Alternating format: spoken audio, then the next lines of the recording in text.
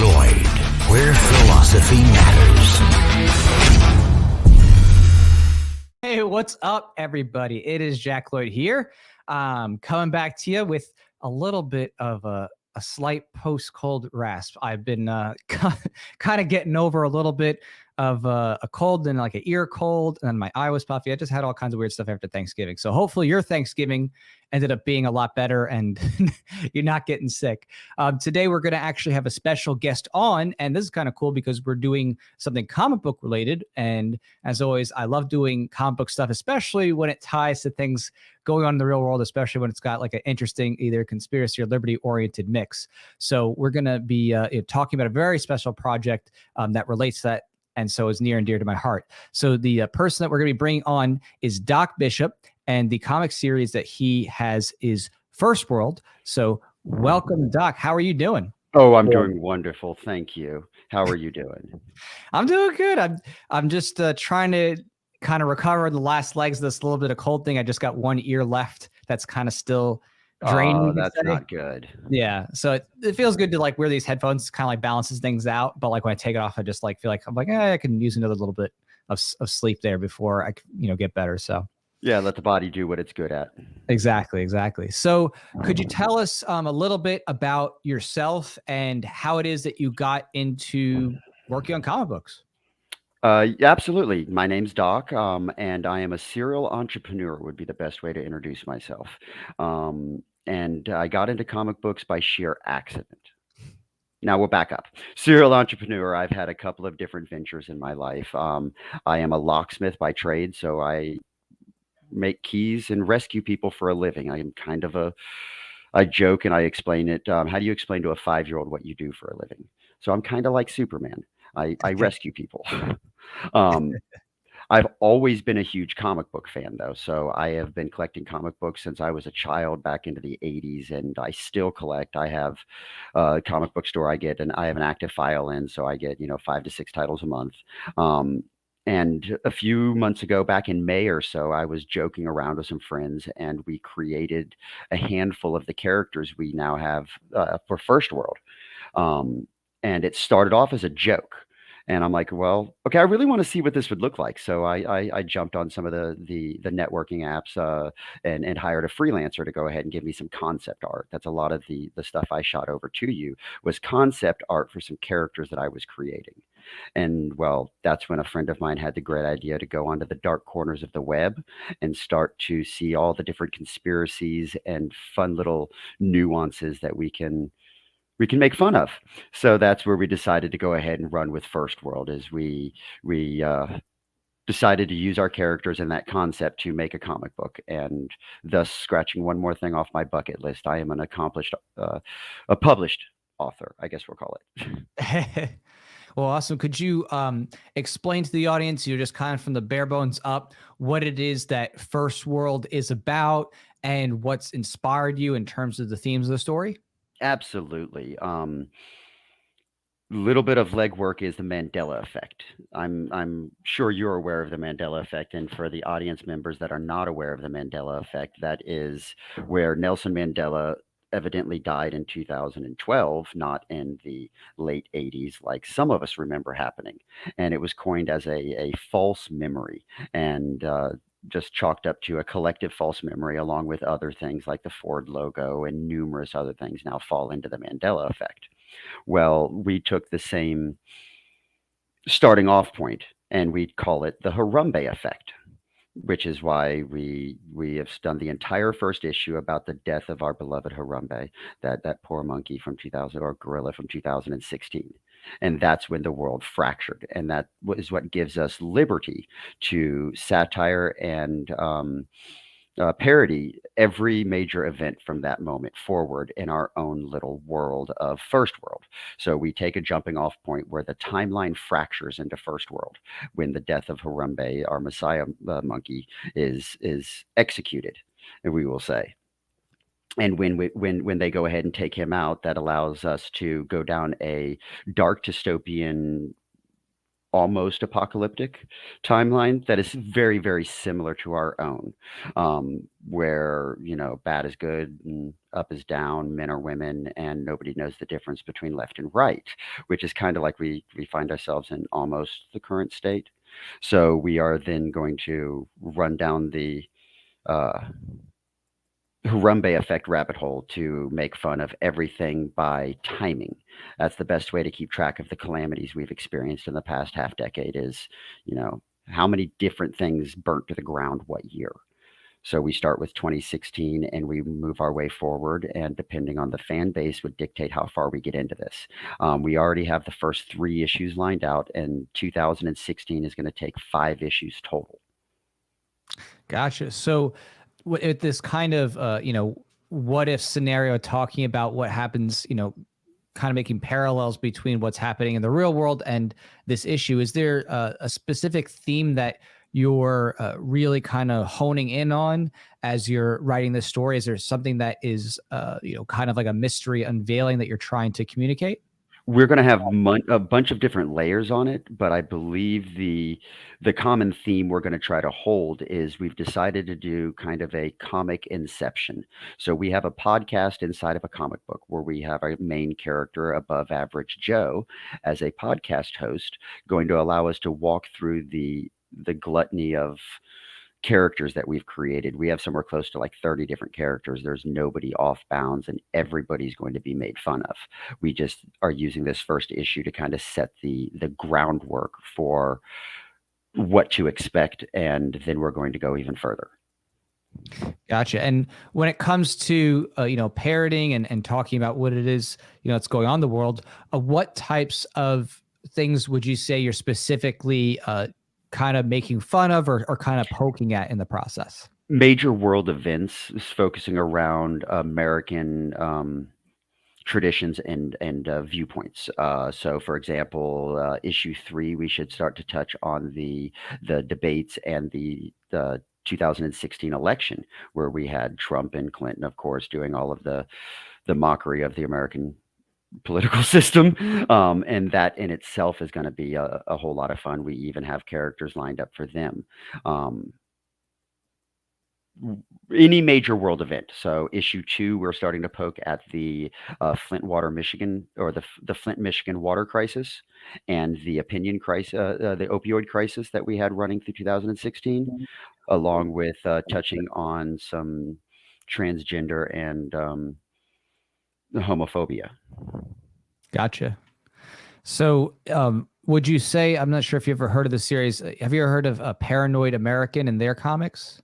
I have not, no. Okay. Paranoid American, I've had them on the show before. They're pretty cool. They do a lot of stuff that deals with more like conspiracy and stuff like that, but also poking fun at it and talking about that kind of thing.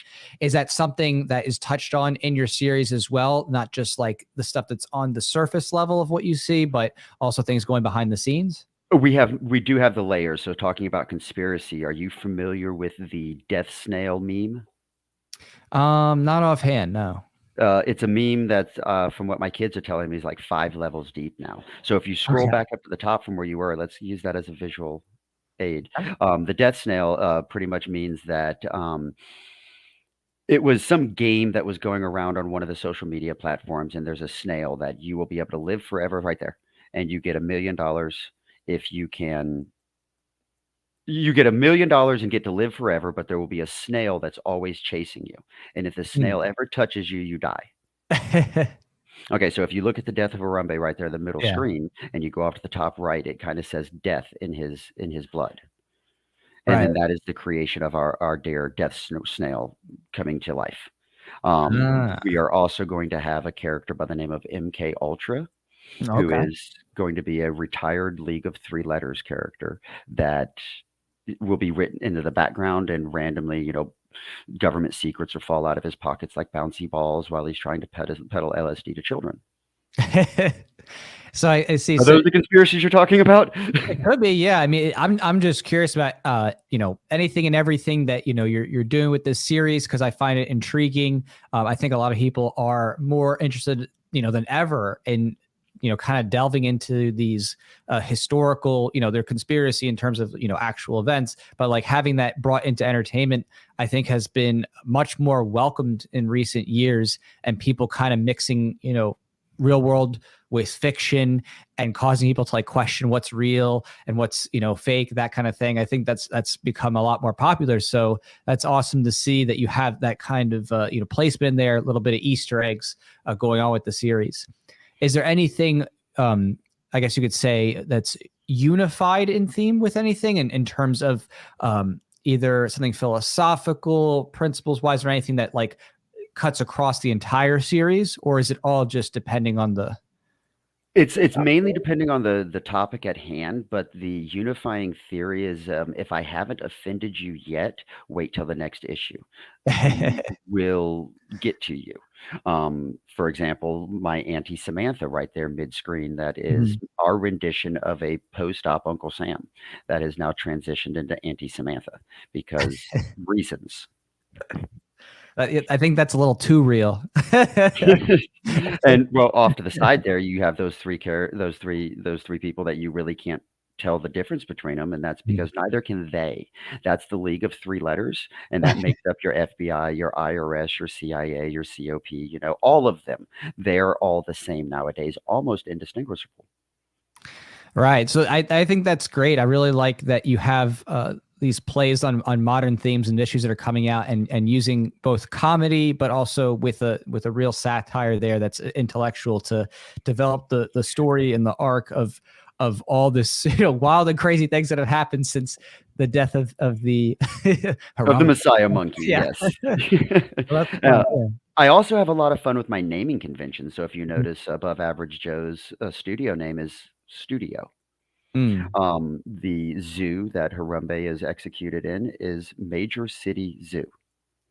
So we've been having a lot of fun with just the blatant name recognition of calling a horse a horse. Right. Yeah, I think that's great that you just have so many different layers and ways to, build in the commentary and the thoughts. I think, this is definitely needed in the comic book world, especially with how things have, kind of gone downhill, you could say, in the mainstream. Everything is both just anti-philosophical and also, really SJW woke through and through to the point that people are just getting tired of it, Well, So, in the comics world, we put a name on that. It was Comics Gate, right at the heels of Gamers Gate, if anybody's aware of that. right, of course, yeah, absolutely. So and my own series I've been doing since the inception basically of that, about 2012. So definitely familiar here with that situation. I've always been doing my own thing in that way, pushing back against that. So it's awesome to see more people doing that. And I see that we actually have your writer here. Yes, Amy is supposed to be making an appearance here before long. Okay, let's see if we can bring her on. Amy. Hello, Amy. Can you hear us? She's frozen and then she's typing. Okay, so you can see her. Hey, how's it going? Good. How are you? Good. We can hear you coming in clear now. Great.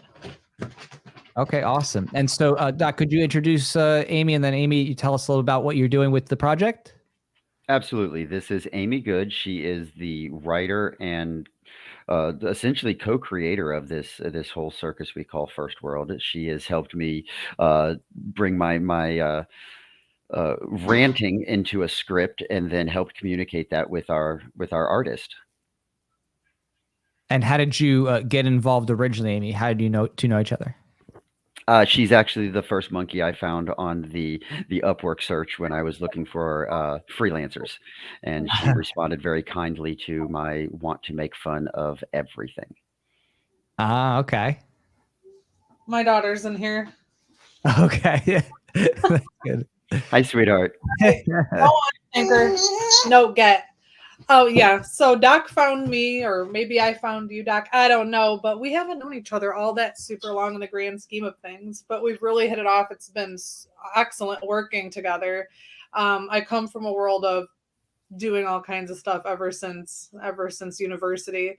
And I have rarely ever encountered somebody who's that fun and easy to work with. That's awesome to hear. And have you been doing comic book writing for long? Is this something that's newer? No, this is my entry into the comic world, and just started, I think, in May, and now I've actually been brought on as the sole writer for 5 other IPs, all of which should be launching next year, 2023, at various quarters, and doing cover and variant art for other writers and other artists too. So it's just kind of going a little bit crazy right now. Oh, so when you say you're doing, cover and variant art, are you the primary penciler and digital artist for that as well, or? Yes, I do everything. My formal education is in illustration. I have 2 undergrad degrees, one in fine arts, which is like traditional medium, and then illustration. So yeah, I do the whole shebang. Wow, that's awesome. And are you doing, in terms of the writing, are you also doing the lettering portion? Not right now, but I probably will be doing that soon. We have an excellent illustrator actually that's working for us on FiRSTWORLD. He has over 30 years of experience. Excuse me, almost solely and specifically in comics and sequential art. And he and I had a really good conversation a couple weeks ago, like a 5-hour video chat. And I was picking his brain because even though I've been doing illustration work for over a decade, I haven't done sequential work. And it is really its own beast. So I know I think that people tend to think like, oh, it's art, just draw a picture or whatever. But you really have to put in your 10,000 hours into anything to learn it. So he referred me to a bunch of really good material from masters, some books, and then of course reading and graphic novels and comics. So I intend to move into that role for us. Yeah. Oh, that's awesome. And when it comes to the conspiracy side of things in terms of the comic book, were there things that were new to you in the process, or is this something that you were also like really familiar with? Oh yeah, no, nothing was new to me. I got red pilled back in 2001. Oh, wow. How so? 9/11. Okay, so what happened there that changed your mind and started making you think about things differently? Well, I was in 8th grade, I think, when the towers fell, and well, this is the truth. Okay, whatever. So people can think what they want, but I had actually just finished watching a documentary with my dad on the History Channel a couple weeks before it happened. And the documentary was all about like historical buildings throughout the United States that had caught fire or had some type of issue. And then it would talk about how long they burned for. And some of them, it was like 2 days before they could get the fire out, and the building was mostly still intact. So in 8th grade, during the school day, they were replaying all of the footage for us like over and over before they sent us home. And the first thing I thought was like, oh my God, those buildings were demolished. And then nobody else seemed to think that. It was almost like a mass psychosis, kind of like people have talked about recently. And so that was when I was like, I'm getting on the internet, and started going down every rabbit hole I could find. So where did you end up in terms of the going down that rabbit hole? Is there a specific theory that you like find most compelling for different things, or something that like you're really interested in, or? Oh, they're probably too weird for people. The only person I really talk to it about is my sister. We're really interested in, her and I are both really interested in like the Bible, and so there's like a lot of crazy Bible conspiracies that we're interested in. Is this tied into the writing doc in terms of these types of conspiracy, or is it?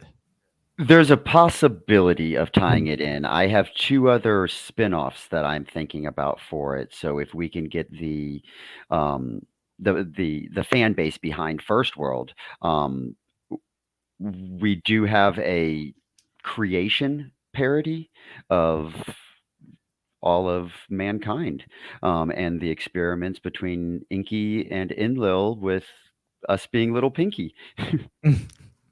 So for you, Doc, what was it that kind of shifted your thinking and kind of opened your mind to thinking about things more broadly than what the government usually presents as the truth and the media presents as the truth? I learned how to read. I've been red pilled most of my life. It's I have this horrible condition called morals and common sense that allows me to see through a lot of the. I'm trying to use kind words. masks that the government and a lot of your higher ups like to play. That, and I've always had a problem with authority, you know. So from there, it's not been hard for me to study and read. I collect religions, so religion is what did it for me. Is I've studied somewhere close to a couple dozen different religions to the point where I want to understand them. Not that I'm converting, I just want to be able to understand. And I've got a lot out of that is if you just strip the words out of things and just look at your textures and your numbers, they're all the same. Gotcha. So when it comes to, I guess you could say, your broader personal view, is there do you have a particular philosophy for yourself that you kind of, maybe have as a backdrop to this, that's like, kind of your own way of thinking? Is there a specific like strain of thought? Yeah, if I don't start making fun of this, I'm gonna get just mad. This is too ridiculous to not just make an utter mockery of, because laughter is good medicine and it really keeps you from having to hang people and slap people. Let's just laugh. Gotcha. So comedy is kind of your release valve for understanding a lot of what's going on in the lies and manipulations out there. Yeah, absolutely. That's my first go-to for any of it is I've got to be able to just laugh at it, because this is absurdity in some of the things I hear on mainstream news, some of the things I'm being presented. It's like, wow, I know I'm old, but I'm not that old.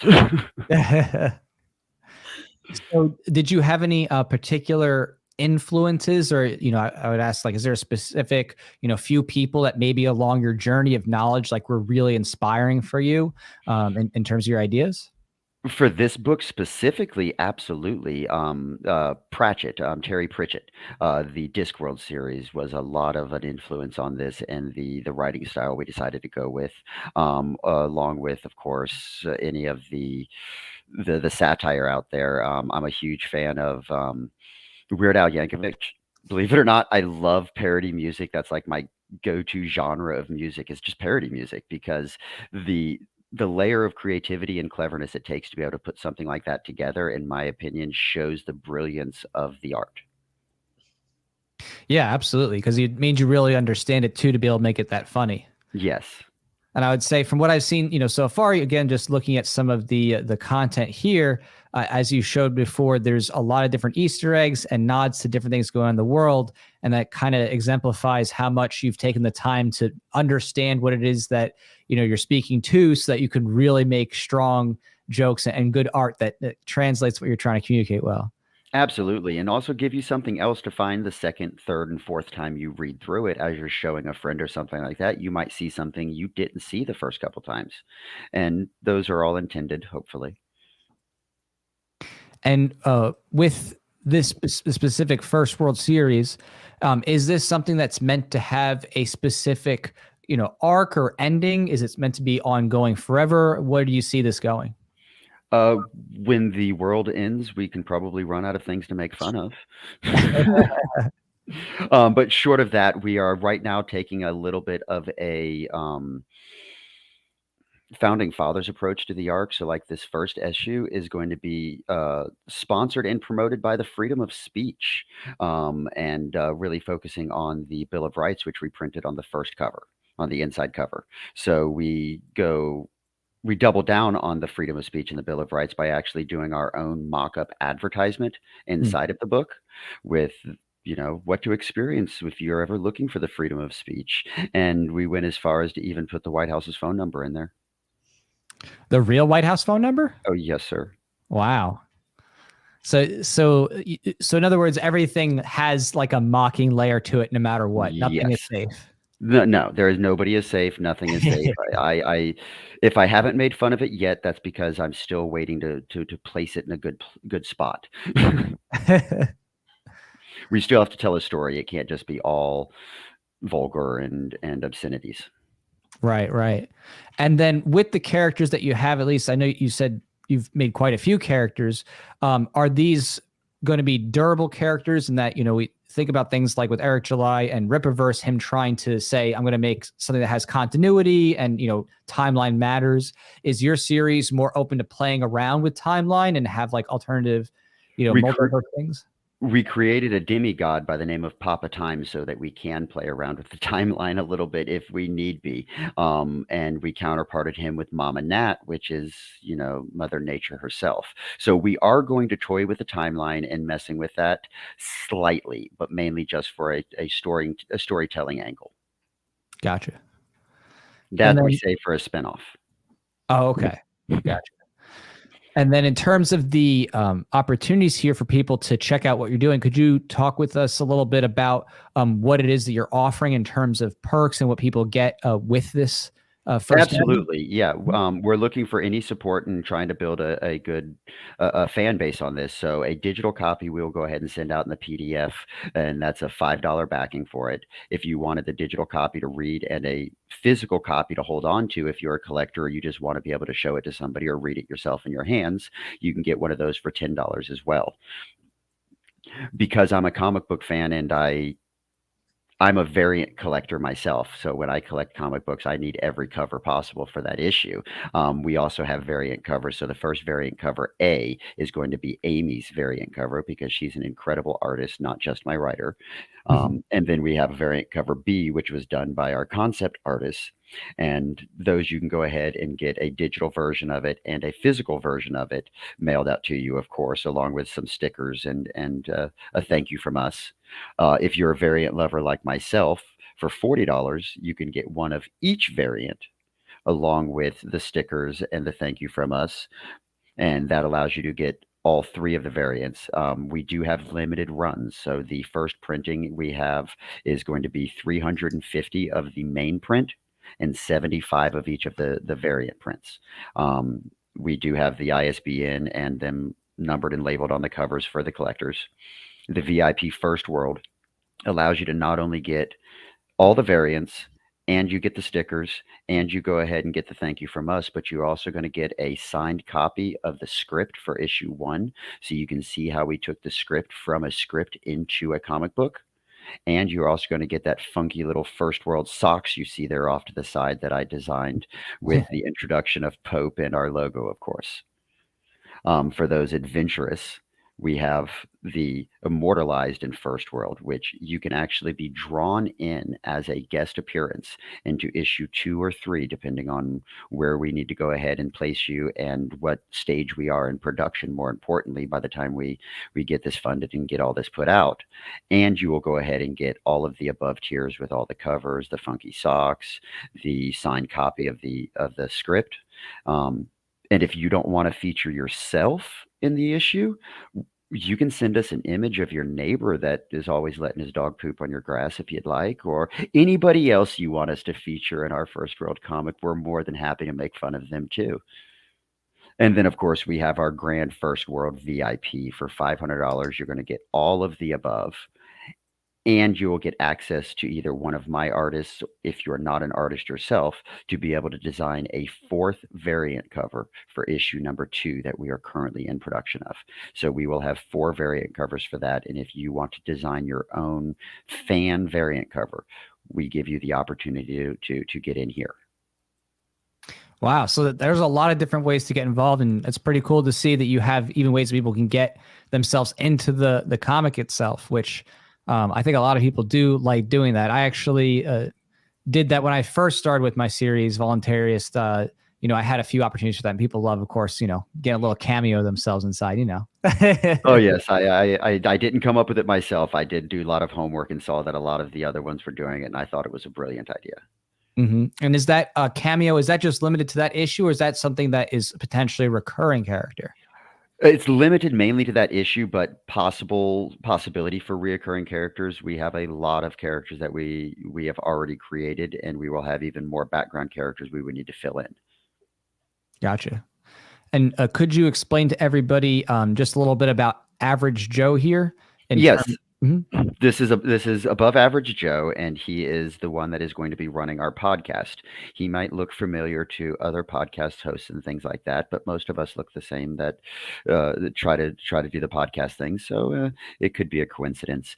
He's going to help walk us through the first world calamities and kind of try to make sense of it in a common sense sort of way.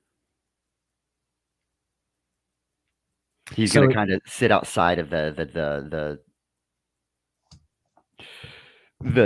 chaos of first world. So he will be observing it through the comfort of his studio.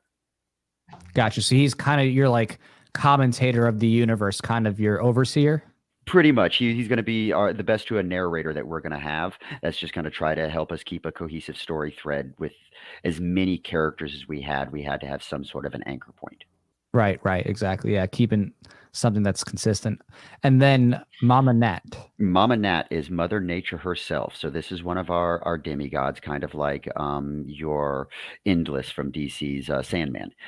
They have lots of power, kind of immortal, but don't really interfere too much. They're just kind of there to watch. And she is going to help introduce a perspective change in issue 1 to go ahead and let us see the there's 3 sides to every story. There's your side, there's my side, and there's what actually happened. It's a perspective thing, and we use her as a tool to help us tell the story.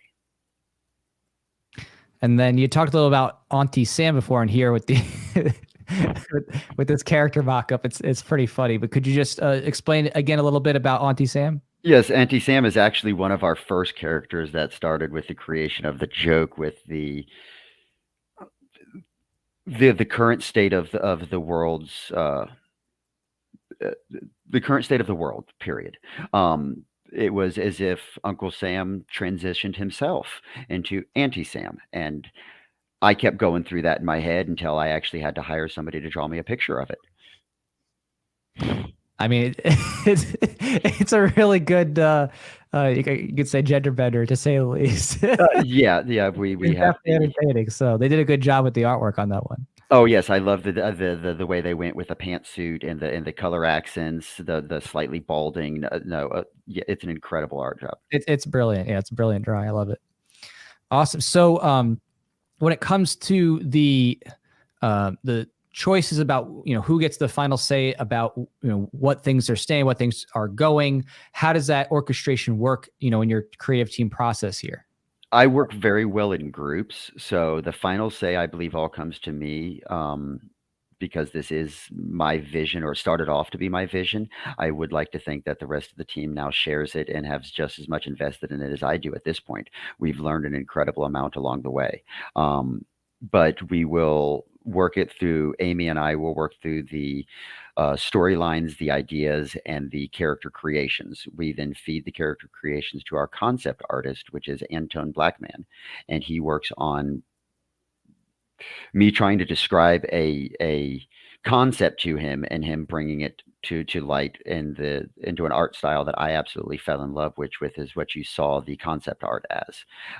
Once we go ahead and get the concept of the characters and the storyline, Amy then goes to town on writing me a script, and she'll shoot me over the script. We'll read through it as a team and make critiques and, okay, did we go too far here? Okay, wait, we might need to back this up here so it ties into this next issue, and we make our critiques from the script. And that's when Amy then does a rough mock-up of the storyboarding and shoots that over to Osiris, who then, this last issue, he re-storyboarded and brought through just a couple more things and then started to put together the line art. And moving forward from there, it goes to the colorist and then to the letterer and then to final approver.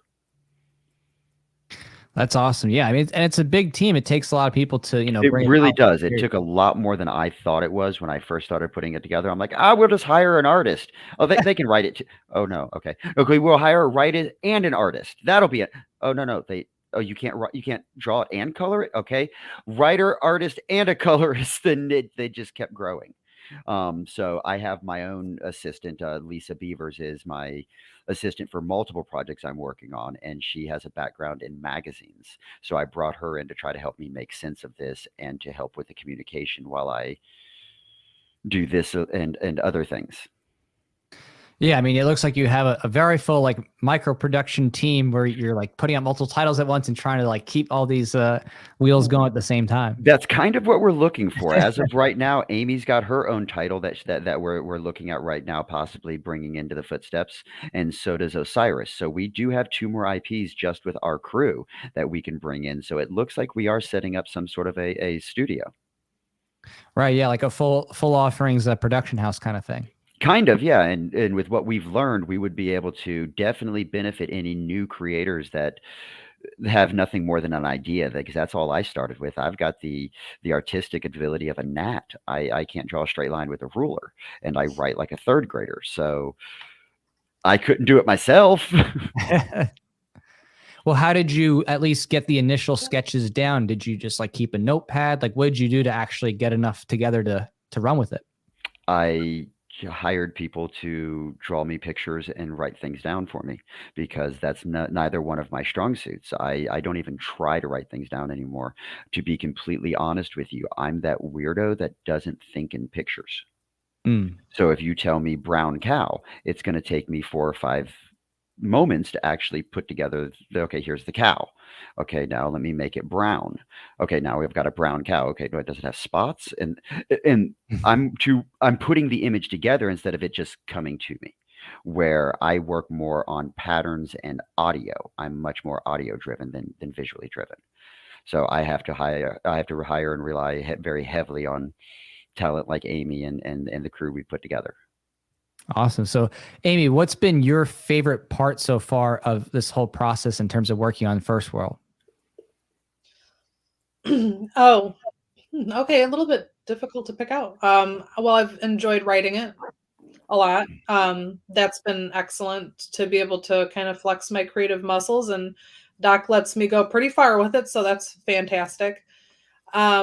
And then just learning different aspects of this production, because like I said, my background is, I don't have comic background. So learning more of the script writing, which I have done in the past, but refreshing myself, reviewing that, learning sequential art, learning the inking, learning the lettering, and then also working with people, like meeting Osiris and working with him has been fantastic. He and I are working together on our future projects very closely.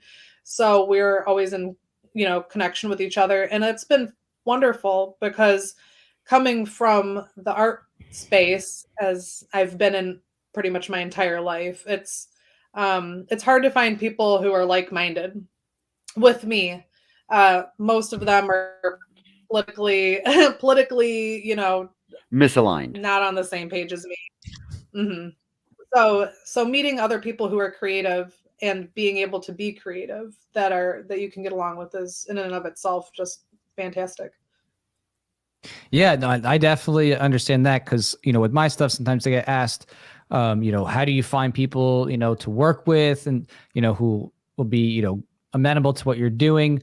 I mean, I don't know if you've experienced any issues or anything like that in terms of the comic, but I would say for myself, like I work with a lot of international artists, and for most of the stuff, they're not like seeing anything weird about it. Like it doesn't have much of a significance in of itself to them, but I've never had a problem, with anybody over it. Have you ever had any backlash or any trouble in trying to find talent or work in the process? It was kind of a challenge to put my team together. Yes. I was blocked by many people just by asking if they would be interested. I learned to start most of my my lures or my questions with, I am politically incorrect. I am going out of my way to offend people. Do you still want to talk to me? Right. And even then, we do still run into issues here or there where we end up having to replace people of the crew for one reason or the other. Yeah, we'll just leave it at Yeah, no, it's of course it's understandable. I mean, and it's tough sometimes because in some ways, like you can not have as much confrontational stuff as someone just like doing inks or something like that, being a digital inker. But sometimes when you're getting into actually script writing and having to deal with visuals, sometimes that can draw some questions from people working on it and trying to understand it. So Oh, we're blessed with Osiris, who, as a gay black man, has absolutely no problems whatsoever in what we're doing, and has actually introduced more ideas into it than I asked for, and they are absolutely amazing. I am in love with the way he is able to convey the hand gestures that he puts into the line work, and the the amount of information he's able to convey in an image is amazing. So what would you say success looks like for you when you look at your vision in terms of like where you'd like to see this go in maybe 5 years? In 5 years, success would look like to me is we are still making a go of the comic books, and we have transitioned into animation. Animation is a much bigger pool to fish out of, and I think this same story is going to be just as engaging in the same medium of animation or in comic. It's the same audience, except for the animation's a larger audience. Right. And with that animation, would you be wanting to do something that's like independently hosted, like you're posting to YouTube, or is this something you're like, oh, down the road, I'd want to be submitting to, Netflix or Prime Video or something? Absolutely want to submit to Netflix, Prime Video, or a larger platform like that. And if I can be as so bold, I have been trying to go ahead and get my comic book in front of Joe Rogan, because I would love to be able to have it endorsed by him. I figure a comedian should be able to take a joke, and what's the best form of flattery than imitation? And then with this comics, offerings, are you going to be having this available later on in the future in a digital format and print on demand, like on Comixology or on Amazon or anything like that? Kablam.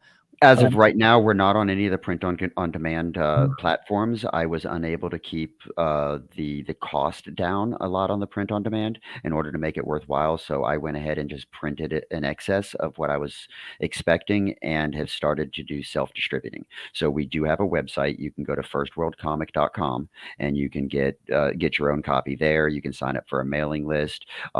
We are going to be doing some behind the scenes and doing a little bit more of the website itself as we progress into issue 2, now that we have finished issue 1 and pushed it forward. You can also go ahead and contact us directly on any of our social media feeds, Instagram, Twitter, Facebook. It's First World Comic on there as well. You can get it from there. Now, as far as distribution, as of the moment, we are only being locally distributed in East Tennessee. We're in 4 different comic book stores in East Tennessee on the shelf already. We are going to be pushing a little bit further than that. I've been making phone calls and trying to get further, but I'm looking to push it directly into stores, not so much on demand. Gotcha. And with stores, are you mostly thinking about like getting this into comic book shops kind of thing? Or are you thinking even like bigger, like a Barnes and Noble kind of thing? I'm not necessarily sure Barnes and Noble is going to let me put it in there because of the content. I'm going to have to go more independent, which is why I'm pushing for the comic book stores and not the print on demand.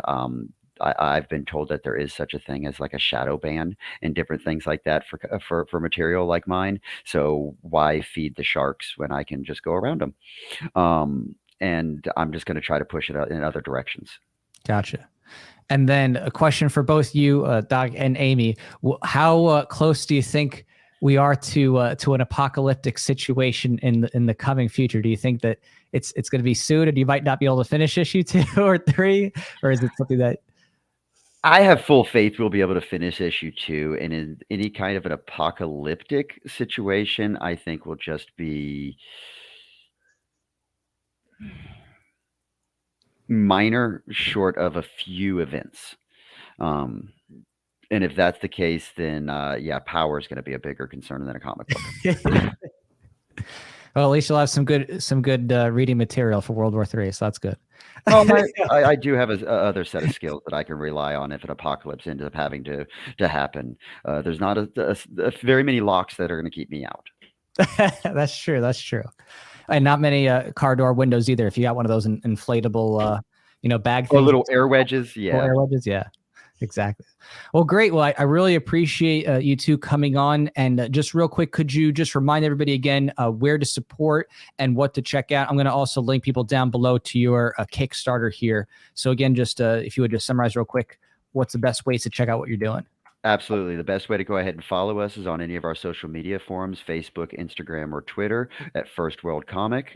You can support us if you want to go ahead and get a copy now. Our Kickstarter campaign is only going to be around for another like a day and a half. It's almost over. We're right at the end there. It has already been funded, so nobody has to worry about that. You can go ahead and find us on Kickstarter at divergent.pub/firstworld, and that'll take you to our Kickstarter campaign, or you can go straight to our website at firstworldcomic.com and order it straight off our website, get on our mailing list, subscribe, and see what else we have coming out, because issue 2 is going to go much deeper than issue 1. Awesome. And Amy, any final thoughts or anything to note? Just please support the cultural revolution from your couch by donating a couple bucks. Awesome. Well, seriously, thank you so much, Doc and Amy, for coming on and for sharing with us this really cool comic series. I think more than ever, this type of stuff is needed, mocking the mainstream and the lies that are coming out of both the media and the government. And I think comic books is a really powerful way to communicate, because it mixes, the art with the words, and it really, leaves an impression. So I think it's definitely a timeless way to be able to inspire people and get them to think deeper about what's going on. So I really appreciate it. Keep it Yes, up. thank you for having us on. Thank you very much. Yeah, my pleasure. And I'll definitely be supporting after. So Appreciate it. Thank you. all right. Take care, everybody. Talk to y'all later. You as well. Thanks. ZeroState with Jack Lloyd, where philosophy